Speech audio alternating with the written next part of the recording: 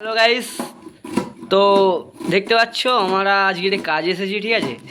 তো রান্নার জন্য এখানে সোয়াবিন আছে আর দুটো ডিম নিয়ে আমার এই ভাইটা রান্না করছে। দেখো, তোমাদেরকে বাইরের খাবার তো দেখাই, আজকে তোমাদেরকে আমরা নিজের হাতে রান্না করে তোমাদেরকে দেখাবো, ঠিক আছে। এখানে আলু আছে, দেখতে পারো, আলু পেঁয়াজ টমেটোটা নেই, ঠিক আছে, টমেটোটা শেষ হয়ে গেছে, ঠিক আছে। আর ওখানে পেঁয়াজ কাটা হচ্ছে, আর এখানে ভাত চাপিয়ে দেওয়া, মানে চাল চাপিয়ে দেওয়া হয়েছে, ঠিক আছে। আর কিছুক্ষণ বাদে ভাত হয়ে যাবে, ঠিক আছে। তো এখানে সোয়াবিনটা নিয়ে ভিজিয়ে দেবো, ঠিক আছে, পানিতে ভিজিয়ে দেবো যাতে সোয়াবিনটা ভালোভাবে নরম হয়ে যায়, ঠিক আছে। নরম একমগই নিতে হবে, ঠিক আছে, মোটামুটি সোয়াবিনটা যেন ভালোভাবে ভেজে। তো এখানে আমার কাছে পানি আছে, দেখতে পাচ্ছ, ঠিক আছে। আর এই বাসনে করে আমরা সোয়াবিনটাকে ভিজিয়ে দেবো, ঠিক আছে।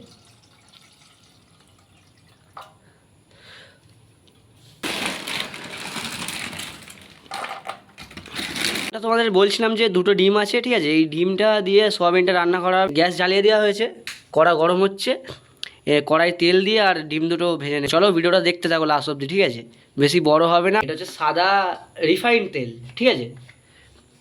আমরা রিফাইন্ড তেল দিয়ে রান্না করছি, তোমরা চাইলে সর্ষের তেলও দিতে পারো, ঠিক আছে। তো দেখতে পাচ্ছ বন্ধুরা, আমাদের ডিম চলে যাচ্ছে। এই রান্নাটা একটু স্পেশালভাবে রান্না হচ্ছে, আমি এরকম রান্না আগে কখনো দেখিনি। তো তোমাদেরকে প্রথমবার আমি দেখাচ্ছি, ঠিক আছে। আমি যখন দেখেছি যে সোয়াবিনের ডিম গোটা গোটা সেদ্ধ করে দেওয়া হয়, কিন্তু এটা ভেজে নেওয়া হচ্ছে কী কারণে আমি কিছু বুঝতে পারছি না। তোমরা ভিডিওটার সাথে থাকো, দেখতে থাকো কেমনভাবে কি রান্নাটা হয়। হলুদ চলে যাচ্ছে। তো প্রিয় দর্শক বন্ধুরা, এখানে ডিম ফাটানো হচ্ছে, ডিম চলে যাবে গরম তেলের মধ্যে, ঠিক আছে। তো দেখো ডিমটা কেমন স্টাইলে মানে তৈরি করা হয়, ডিমটাকে ভাজা হয়, সেটাই তোমাদেরকে আজকে দেখাবো। তোমরা দেখেছো হয়তো অনেকজন অনেক রকমভাবে ভাজে, আমাদের এখানেভাবে স্পেশালভাবে নুনটা দিয়ে দেওয়া হলো, দেখতে পাচ্ছ। তার সাথে ডিমটাকে ভালো করে, আমাদের এখানে চামচের খুবই অভাব, ঠিক আছে, তাই জন্য আমাদের ছুরি ব্যবহার করতে হচ্ছে। আর এখানে গুঁড়ো লঙ্কা চলে গেছে, দেখতে পাচ্ছ। এরকমভাবে কারা কারা ডিম ভেজেছো আমাকে একটু কমেন্ট করে বলবে প্লিজ, ঠিক আছে, কারণ আমি এই প্রথম দেখলাম এরকমভাবে ডিম ভাজতে কাউকে। ভাইটা আজকে নিউ ডিম ভাজা আমাকে শিখিয়ে দিল। ডিম ভাজা কমপ্লিট হয়ে গেছে। তো এখন আমরা দেখে নেবো সোয়াবিনটা ভালোভাবে ভিজেছে কি, ঠিক আছে। ভিজলে তবেই এটাকে রান্না করা যাবে, না একটু বাকি আছে। তো এটা পুরোপুরি কমপ্লিট হয়ে গেলে তোমাদেরকে দেখাবো। আমাদের সোয়াবিন পুরোপুরি সেদ্ধ হয়ে গেছে, ঠিক আছে, পানিতে ভিজিয়ে দিয়েছিলাম। তো এখন চলে যাচ্ছে গরম গরম তেলেতে, আর ঠিক এরকম লাল লাল হয়ে গেলে সোয়াবিনটা তুলে নেবে। পেঁয়াজটাকে এরকম গরম তেলে দিয়ে লাল করে ভেজে নেবে, ঠিক আছে। ভাজা হয়ে গেলে তোমাদেরকে দেখাবো। চলো চলো বন্ধুরা, একটা সোয়াবিন ট্রাই করে দেখা যাক কেমন হয়েছে ভাজাটা, ঠিক আছে। দেখতে পারো কত সুন্দর ক্রিস্পি মতো হয়েছে, ঠিক আছে, ভাজাটা। তো চলো ট্রাই করে দেখা যাক। একটু ভালো হয়নি, একটু লাল হয়ে গেলে, ঠিক আছে, হ্যাঁ, পেঁয়াজটা একটু লাল হয়ে গেলে আর আদা রসুনের পেস্টটা দিয়ে দেবে এতে, ঠিক আছে। তাহলে মানে পারফেক্ট এটা মানে মশলাটা আসবে, মশলার কালারটা। কিছু মশলাপাতি দেওয়া হয়ে গেলে এতে, আর ওই আলু কাটা আছে যেটা, সেটা দিয়ে দিতে হবে এতে।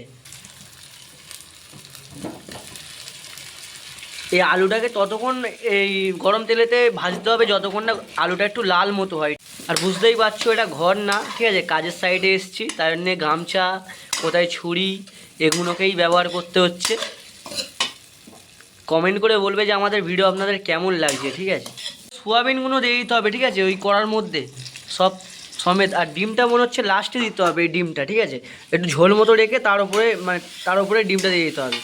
এই দেখতে পাচ্ছ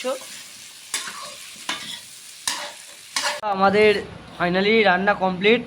তো খেতে বসেছি আমরা। চলো তরকারিটা কেমন হয়েছে তোমাদেরকে দেখাবো। ফাইনালি আমাদের তরকারি রেডি, দেখতে পাচ্ছ। তরকারি কালারটা ঠিক এমন হয়েছে। আর ডিমটা আমরা দিয়ে দিয়েছিলাম, ঠিক আছে, ক্যামেরা মানে দেখাতে পারিনি। তো দেখো তরকারিটা কেমন হয়েছে, দেখো।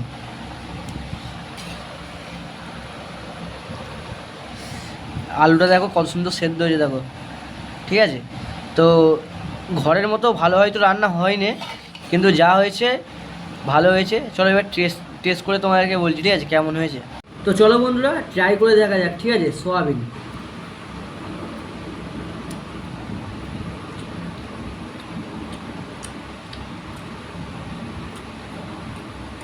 অসাধারণ খেতে, ঠিক আছে, একদম এক নাম্বার।